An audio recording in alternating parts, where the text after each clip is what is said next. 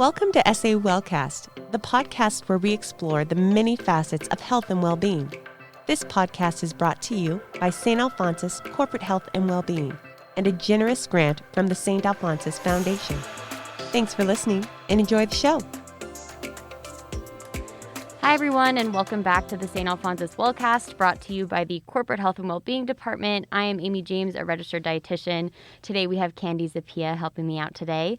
And we also have our very own Ted Marconi, who is our mission leader at Saint Alphonsus. Hi, Ted. How are you? Hi, Amy. Nice to be with you today. Yes, we're so excited to have you. Thank you. Really excited to have someone out of our department with us today.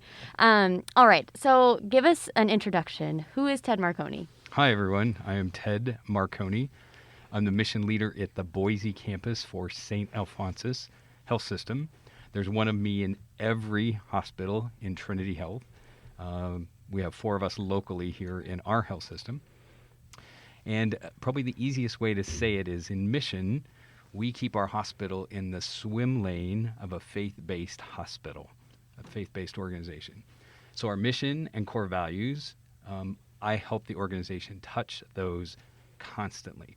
So, for instance, one simple thing is every time we start a meeting, we have a reflection that somehow reflects back to our mission and core values. Got it. Okay. So you actually answered what my following question was going to be. So tell me a little bit about like your work at its core, about what a mission leader is at St. Al's, because I think a lot of people hear mission leader and healthcare and they don't really know like what the marriage of those two, what that really means. Right. I'll go right to the basic. In talking to colleagues all the time, many of them say they love working at St. Alphonsus because they have a mission to take care of people from their heart, from their faith, from their belief system. That doesn't mean they're Catholic. They can be whatever, but they say, I love working here because I can share my belief, my faith with patients and families. So that's really like the best part of mission is that everybody in the organization is a mission leader, isn't just me. Mm-hmm. So that's kind of the grassroots. The higher level is that we have what we call ministry formation. It's a little more heady, a little more philosophical, theological, where we have our mission and core values that are based in what we call Catholic sensibilities. So hundreds of years of writing in the Catholic Church, we have these documents and wonderful readings and writings of the Church. So we spend about an hour a month in cohorts unpacking one at a time. And they're very fun. We get people from across the system, and we'll take a look at something like solidarity, which basically means we're all in this together. And there's documents and all this stuff written on it, and we just say, in what you do as a dietitian, and what you do as a sound engineer, what I do in my work, like how do we see that working together? So ministry formation is a great little course that everybody's invited to take. Oh, I didn't even know that. There you go. Interesting. I'll have to look into that. Okay. Well, that actually clears a lot up for me that I don't think I knew. I'm new to the organization. I've only been here since February, coming up on 1 year. So thank you. Okay, so if anybody knows Ted Marconi, which I'm pretty sure everybody does, I think that's one thing. Everybody knows who Ted is. Tell me what you love most about your job. It is so fluid and flexible. Missions everywhere. It's about what we do all the time. And so over the past few years, especially, we've been focusing on resiliency so that that nurse, that doctor, that EVS worker who loves working at St. Alphonsus from their core still loves it because we're supporting them in whatever way that is, whether it's candy bars or whether it's lunch, or whether it's support or whether it's wellness, all these different elements we support and figure out how do we do that. Now, that doesn't sound like mission at all. It's not theological. It's not philosophical. Yeah. We're not talking about mission and core values, but we're tapping person to person. So over the past few years, we have really integrated resiliency and mission together. And we have a great relationship across Trinity, across St. Alphonsus, with our chaplains, too. And so our chaplains are involved in saying, hey, Amy, how you doing? We heard you had a struggle in your life this week, or you say, hey, Candy's having difficulty at home. Can somebody touch base? So the chaplains really integrate as well because they've got that next level. So those are really fun. one of the other big pieces that is really good that I like is ethics consults. So when a doctor, a nurse, somebody in the organization has a situation, a patient or a family that's just out of the ordinary, and it can be anything, and they just think, oh, something's up.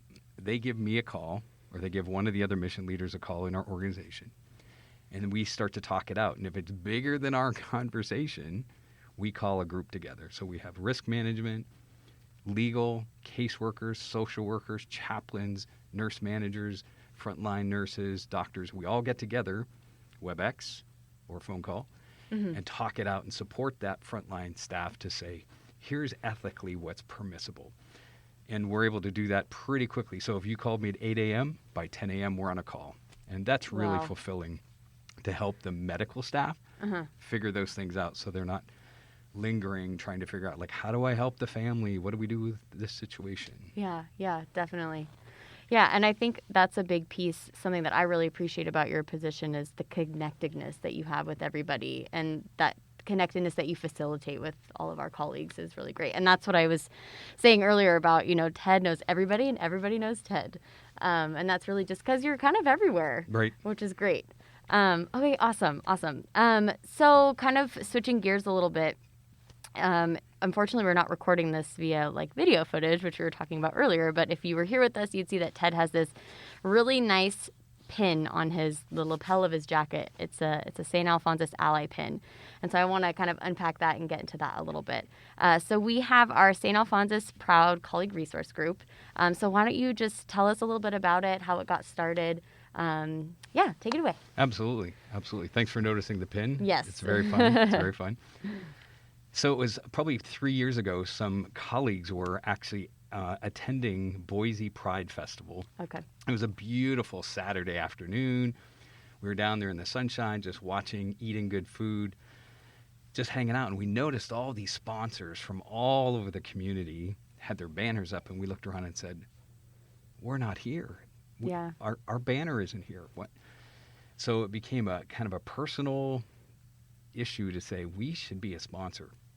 I had a conversation with several colleagues. We started meeting at a Mexican restaurant periodically to have nachos and chips. Love that. And, yeah. We just very organically just started meeting saying, what could we do? How could we make this happen? We got the Community Contributions Committee, our foundation, HR, just all the right players at the table to say, how can we do this? Mm-hmm. And we were able to be a sponsor for Boise Pride. And that's the year it went virtual because the whole world was virtual. Yep. We were in the list of who were sponsors. Yeah. And it was good. So out of that small group of people that was helping make that happen, it morphed into another group. Other people said, well, what would we do after that? What else could we do? And so we discovered that Trinity Health has what's called a colleague resource group organization across Trinity. So if a group of anybody wants to have a small group, Trinity will support that. And so we Great. discovered, we could be a colleague resource group. So we work with our DE&I, Diversity, Equity, Inclusion group, also with Trinity. They've partnered with us. We got a charter. We got all the official recognition, and we became an actual colleague resource group that then we're able to sponsor Pride again this year. So as we got our organization together, we said, well, what should we do? What are we doing here? What's our priority? And we said, education. We should do education. Like everybody says, we should start by educating people, ourselves and each other. So out of that came what we call ally education. And again, we met a great colleague at Trinity, Mary Larkin, our friend Mary Larkin. Yes. Who works at DE&I for Trinity. Mm-hmm. She's amazing. She helped develop a ally education for us here at St. Alphonsus in Oregon and Idaho, 2-hour course. And we discovered, too, that somebody should get something for going to the ally education. And so the pin was marketing, put their stamp on it. We got our logo. HR said it's approved. People can wear it with their uniform or their badge. And so when you go to Ally Education, which is out there on HealthStream, you go to LA Education, you get the pin and a cling. Somebody in the Nice. group, it might And have a been cling. you. Yeah. It might have been you, Yeah. Amy. Said we should have clings. Yep. Gosh, I don't. You know what? I think. Who was it? I don't think it was me. Who was it? Oh, well, it'll come to me. I don't think it was me. I would gladly take that credit though. You can take the credit. Okay, so speaking to that, speaking that our mission is education. What would you tell someone who wants to get started? And just kind of for clarity's purpose, I am part of the CRG. I joined in February. It was something that Liz, our supervisor of our department, was involved in, and I immediately was like, yes, I want to be a part of this. And I have seen it grow from February, my first meeting with you guys, to what it is now, and all the work that we have done together. I mean, it really has just started to blossom and really catch fire within Saint Alphonsus. Everybody sees our clings or our pins, and they're interested, and so it's really cool to see, the fruit of our work, so to speak. And so that's just my little 2 cents. But okay, so if someone wants to get involved, how do they do that? Oh, great question. A couple different ways. They could join the colleague resource group, which meets the second Thursday of every month. We've been doing WebEx meetings, so it's easy to join from Baker City, Nampa, Ontario, Boise, doesn't matter. Great. They can just reach out to me and say, hey, add me to the appointment. And it's actually a very fun meeting. We spend a lot of time socializing, get to know each other, because it's harder because we're WebEx. Some of us have just met recently, actually, for the first time. So they could reach out, be a part of that. That you don't have to come with an agenda or questions. It's just like, I wonder what this is. Yeah. Just show up for a meeting or two. And be a part of Ally Education. So we've got January, February, March of 2022 kicking it off, and we're going to have more coming up, I'm sure. And people can just come to the class, see what they think. Just get a different point of view. Maybe you don't know anything about anything of LGBT. That'd be a place to come in, like, what does that all mean? What are those letters? Yeah. So those are 2 ways to get involved. Great. That's excellent. All right. So speaking a little bit more broadly, what would you say are the major benefits for diversity and inclusion committees in healthcare? Ask the question one more time. What? I think about it. Yeah. What would you say the biggest benefit, or why it's so necessary that in healthcare systems, especially large healthcare systems, that we have committees that are dedicated to diversity and inclusion and equality? Great. One of our core values is reverence. We reverence all people, and it doesn't say in that we get to pick and choose who we reverence. We reverence all people. So some of the first people to go through Ally Education were the emergency department. Those colleagues reached out and said, we are the front door to the hospital. We see everybody coming in. And they really they want to reverence every single person, no matter what they're bringing in the door, whether it's a medical something that is different, or they look different, or they behave different, or they come from a different background. They want to be welcoming to that person, and then to the person's family or their spouse or their partner or whoever. That's big. You're sick, you're coming to emergency department. That's not a good place to be. And that department wants to say, we welcome whatever you bring, healthcare or more. So that person, that family comes in through the emergency department, gets taken care of, and then maybe goes to a floor, stays for a day or 2 or 3. And then the people on the floor also are going to meet people maybe they've never met, with a different culture, a different ideology, different way of life. How do I respond to that? How do I behave? How do I just help? And of course, there's unconscious bias training, because we all have that unconscious bias. Oh, yeah. That just is there, not right or wrong, it just is. So it helps us to understand, like, when I walk in the room and I see you and you're like, oh, you're different than me. How do I react? How do I really then help you? So those are the big pieces that help us get really beyond ourselves and our own ideologies. Yeah, definitely. Yeah. And I think, speaking more specifically to what we do in the colleague resource group, I think from not just a patient perspective, but also as an employee colleague perspective, right. We do a lot of the work for our colleagues as well to make this a more welcoming environment. And, even something, as simple as wearing the Ally pin can really make someone feel comfortable, make someone feel like they have a group, they have that they're welcome, that they belong. And I know that we all who wear the LA pin or have the cling in their office have experienced moments of breakthrough with people, whether that's a patient, a colleague, or a client, or what have you. And it's really amazing. You're the mission leader, but I swear, Ted, you're like the people leader of our organization. Thanks. I swear. Thanks. All right. And if I can respond to what you're talking about Yeah. there, just the colleagues. There's two elements to the colleagues in reference to the colleague resource group. Mm-hmm. One is we want people in the community. So Candy's a nurse, a doctor, a phlebotomist in the community. She has a belief that it's a Catholic hospital and she might have a different belief system. Maybe she's not going to be welcomed if she applies or if she can work there. Or even if she does get a job, maybe she's not going to feel comfortable because she has a different philosophy, a different belief system. Mm-hmm. So the CRG helps us to say, hey, Candy, Amy, you're welcome to work here. If you're really good at what you do, and that's what we need, we want you to work here, no matter what. We want you to know it's a safe place to work. We want you to be successful and happy and grow with all of us. So that's the big thing in the community. Let's break down the stereotypes that people might have about us because of their unconscious bias. Yes. And then also, once you're a part of the organization, maybe somebody's been working here 20 years and they have never really revealed the rest of their belief system because they're afraid, because they have a bias, unconscious bias, to think they can't be.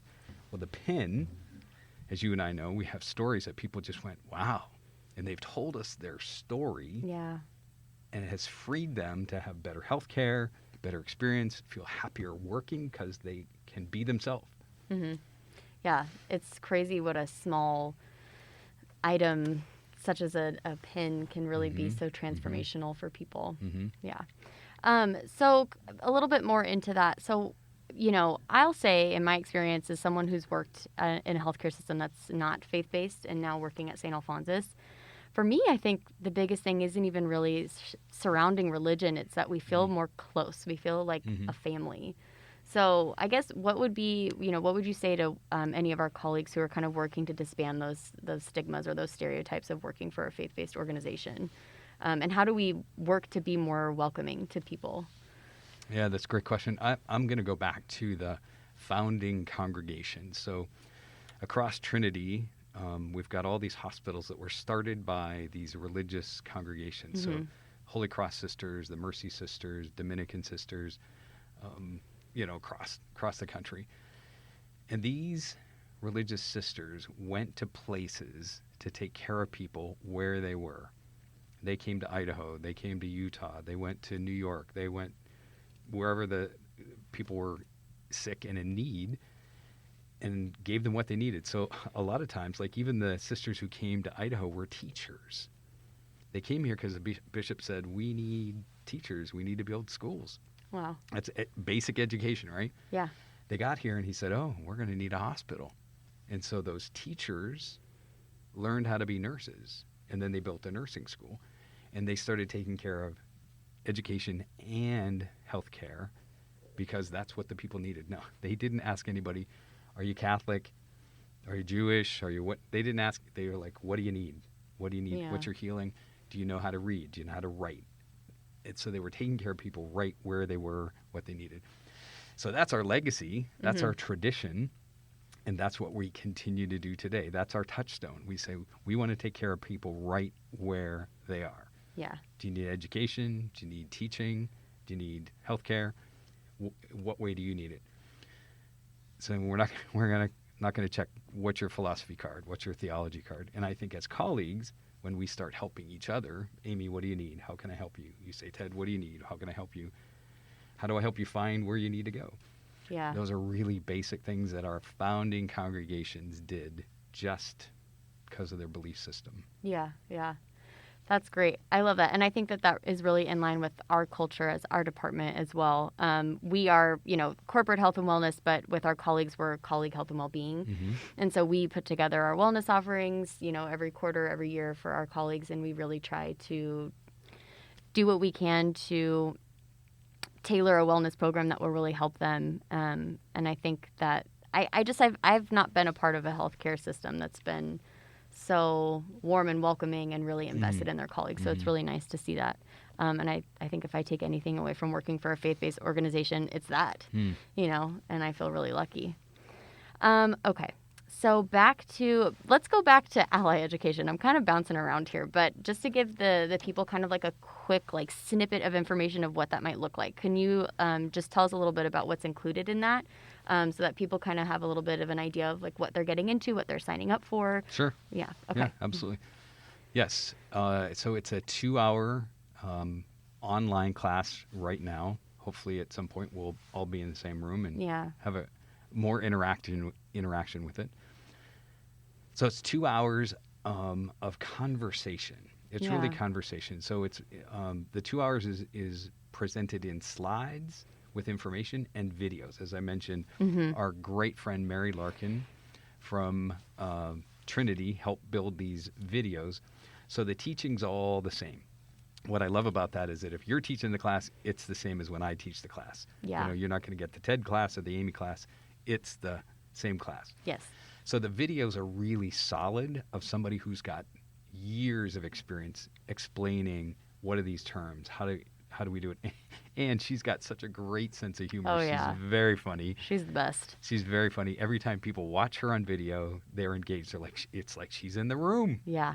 She's just engaging. It's not like any other video education you've ever seen. No, it's really not. So it's really good. So it's slides and videos with questions. So we pause and say, okay, let's have a conversation. What does this mean? What do you think about this? How does this resonate with you? Great. So it's really interactive. Yeah. And I think people would be surprised at how very comfortable it is and how very welcoming it is. And I'm really excited to facilitate our first ally education. Well, not our first, but one of our first more formal opportunities, I would say.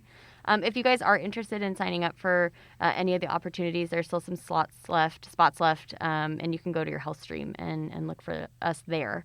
Okay, last couple questions. Where do you see the CRG, the Proud CRG, in the next 5 years? What are some goals? What a great question. That's the number one topic of our next meeting. Oh, is it? Yeah. Where are we going to go? Because we figured out the organization, who's in charge, who's the treasurer, who's taking minutes. We figured all that out, and we're moving ahead. And then we figured out, okay, we need to do education. We built a very solid, that's going to roll on its own. Yeah. Moving ahead for the next 5 years. So our next question is, what do we do now? Yeah. What do we do now? We've got this group. We're meeting. We like it. Everybody enjoys being there. So it's going to be a great conversation of, do we become a book club? Yeah. Do we have a book that would be helpful that we unpack? Or do we read articles? Or are we going to do service projects? Or where are we going to go? Which is cool because I don't know the answer. Yeah. And it might morph over the next 6 months, and then in 2 years, we'll come back with a conversation, and it'll be totally different. Yeah. What I do know is that we've been reaching out to Micron, Albertsons, the VA, and St. Luke's because they all have colleague resource groups for LGBT issues as well. And we're starting that conversation with the greater community around us, which is pretty darn exciting. Yeah. Because we don't have to build a support group for parents because Albertson's going to have a meeting and they're going to invite us to come, or Micron's got an event because they're international.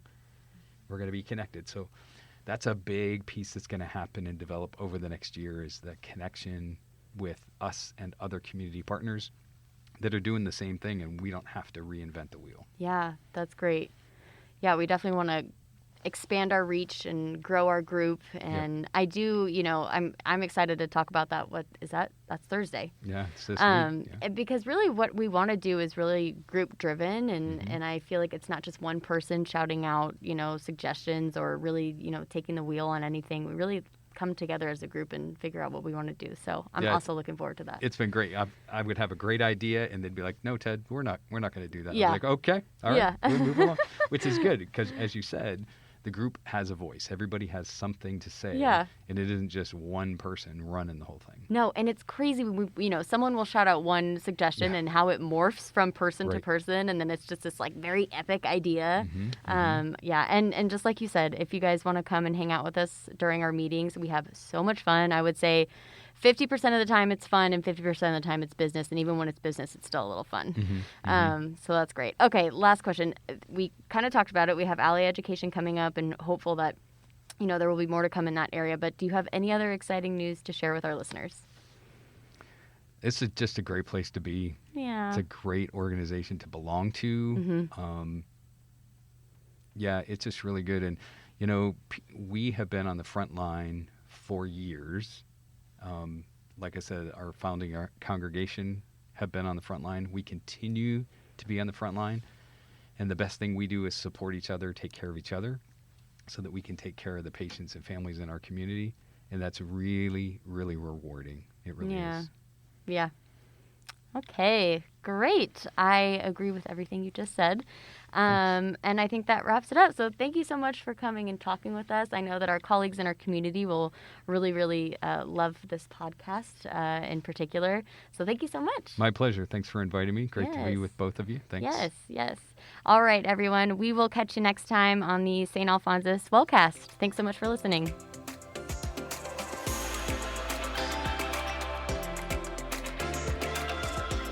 Thank you for listening to this episode of SA Wellcast, brought to you by Saint Alphonsus Corporate Health and Wellbeing and the Saint Alphonsus Foundation. We hope you will tune in again. Until then, be well.